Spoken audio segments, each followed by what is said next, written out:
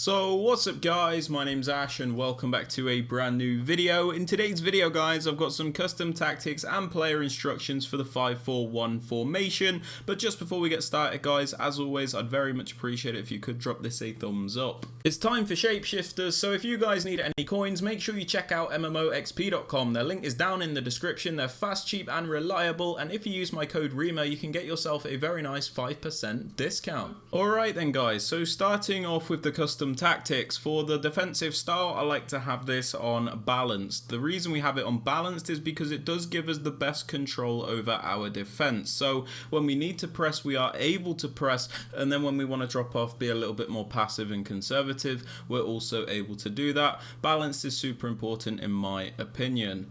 Moving on to the defensive width guys, I have this on about 44. It's not a specific number you need to use. I'd say anywhere from like 35 to even 45 is good. But the reason we have it on around about this is because we want our defense to be like primarily narrow and compact, which will stop our opponents being able to just run right through the middle of us. The reason I have my width slightly higher than I would with like a 4-back formation is because we do have that extra defender in the defense, so we can afford to move them a little bit wider as there is that extra player. So we want to be primarily narrow and compact, but we don't want to be too narrow to the point where one attack down the wing will be too difficult for us to defend because we don't have any coverage of that area, if you get what I'm saying. Moving on to the depth guys, I have this on 63. The reason for this is I find it to be a really nice balanced defensive line. It's neither too deep nor too high, so we're not always going to be getting pinned back like we would if we have a super low depth, and we're not always going to be getting through balled like we would if we have a crazy high depth. It's kind of in between. It's really nice and balanced in my opinion. Moving on to build-up play guys, speaking of balanced, we have this on balanced. The reason we have this on balanced is because it is by far the most consistent and varied form of build-up. With balanced build-up play, you can play slowly, you can play quickly, you can play a mixture of both. There's really no limit to what you do. If you use something like slow build-up, you're always going to have to play slowly. The same way if you use fast build-up, you're always going to have to play quickly. But with balance, you can pick and choose when and where you use slower build-up and when you want to use a faster build-up. Now moving on to chance creation guys, I highly recommend direct passing. The reason for this is direct passing is by far the most meta option in the game.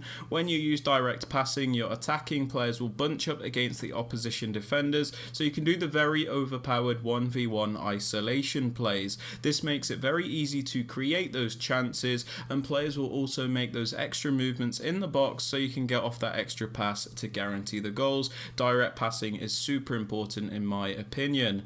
Moving on to the width guys, I have this on 49. The reason for this is I find it to be nice and balanced. I don't want to have a crazy high width, otherwise it just feels like your players are way too spread out and it's actually really difficult to play like passes and stuff like that. And on the flip side, you don't want to have it really narrow, otherwise it feels like your players are glued together, which is not good either. So we like to go for something in between. Moving on to players in box guys, I have this on 6. This is so we can get players into the box to create those chances, of course, but we don't overcommit the entire team to the point where we're always getting counter-attacked.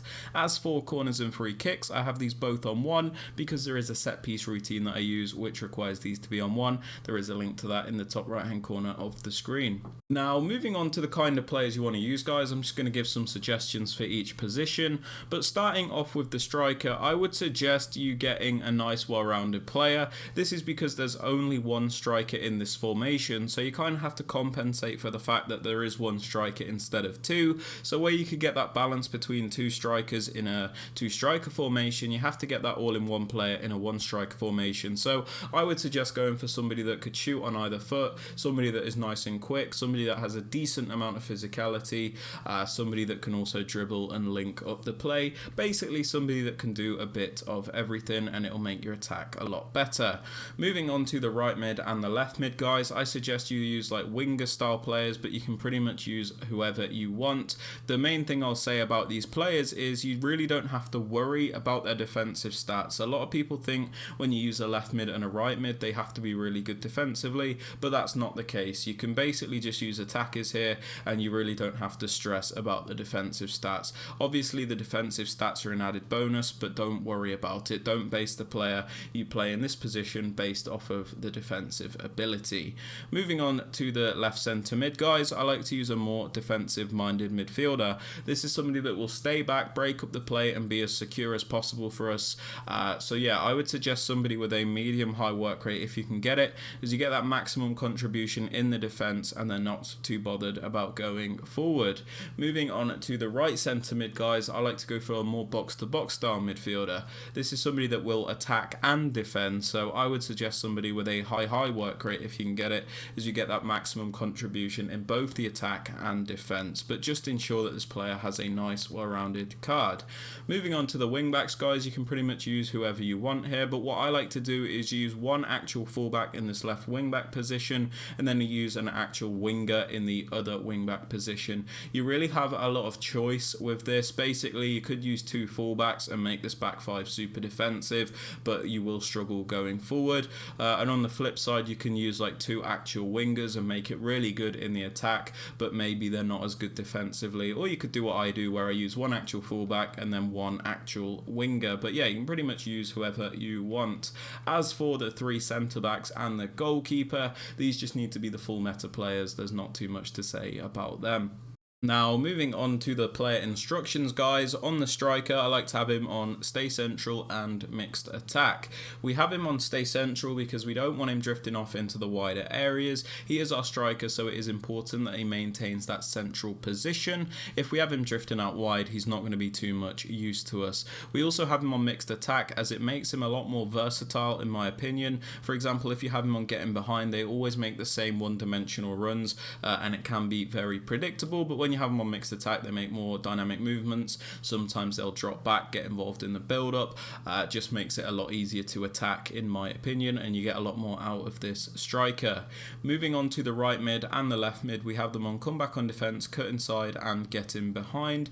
We have them on comeback on defense to ensure that they always keep the correct position when we don't have the ball. If you have them on basic defensive support, these players can be a little bit lazy with their positioning, which is why we do have them on comeback on defense, to ensure that they do come back to the right position. We also have them on cut inside, so they're always looking to make those narrow inverted runs to help out the striker and get as close to the goal as possible. It's very difficult for your opponent to defend these cut inside attacks. You're also going to see what we do with the wing backs to make this even more effective. We also have them both on getting behind, as it means they're always going to be making those darting runs, utilizing their pace, and yeah, basically really bothering your opponent's defense. Getting behind just gives these players really good movement. Now, for the left centre mid, the more defensive minded midfielder, we have him on stay back and cover centre. We have him on stay back so he doesn't go forward because he is defensive, and then we have him on cover centre so he does defend those central areas. For the right centre mid, the more box to box player, we have him on the default settings and cover centre. We have him on the default settings because he is a box to box player. He's got a bit of a free roll, so we don't want to restrict him all that much. The only important thing is that we have him on cover centre so he does defend those central areas.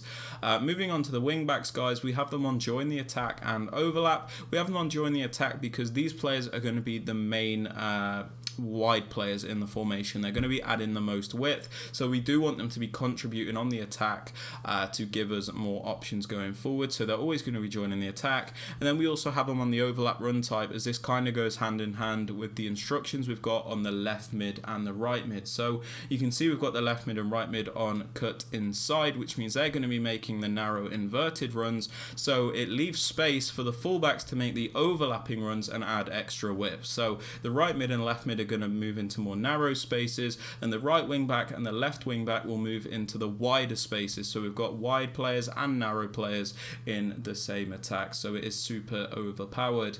As for the centre backs and the goalkeeper, guys, these are on the default settings and I do not touch them. But yeah, they're my custom tactics and player instructions for the 5-4-1. If you have enjoyed, please be sure to drop it a like, sub to the channel if you are new, and don't forget to turn on notifications. And with all that aside, guys, I hope you have a great rest of your day, and I'll catch you all in the next one.